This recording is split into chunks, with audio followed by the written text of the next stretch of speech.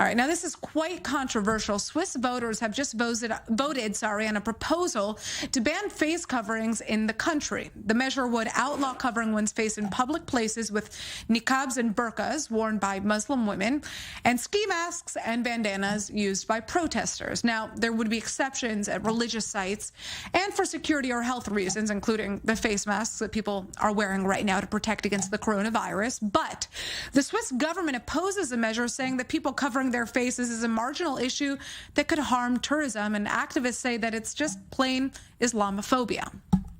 Well, joining us to break this down is journalist Peter Kenny from Geneva. So how did this proposal come about? Who supports it? Well, the proposal came about, first of all, in 2016.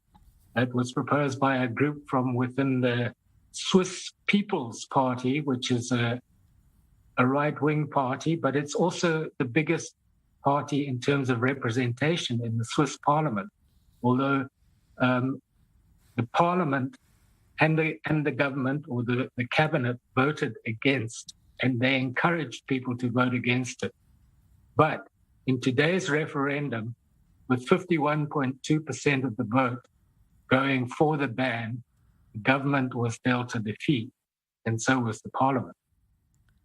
So who has been against this and why? I kind of outlined some of the issues, but maybe you could break that down a bit more.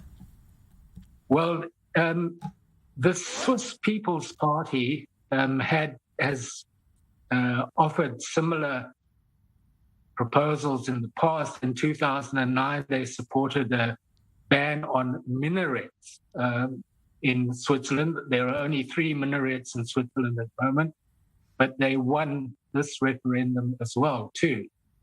And it came about and it gained momentum after a number of extremist attacks by groups in the name of Islam in France last year. Mm-hmm. And it was interesting that the French-speaking region also had quite strong backing for the ban. But it was quite complex because there were groups like feminists who were arguing in favor of the ban, and other feminist groups which said there shouldn't be any ban.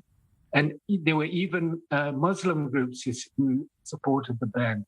But the Islamic Council said after the result that this was a blow and disappointing, and it helped to increase Islamophobia. Right.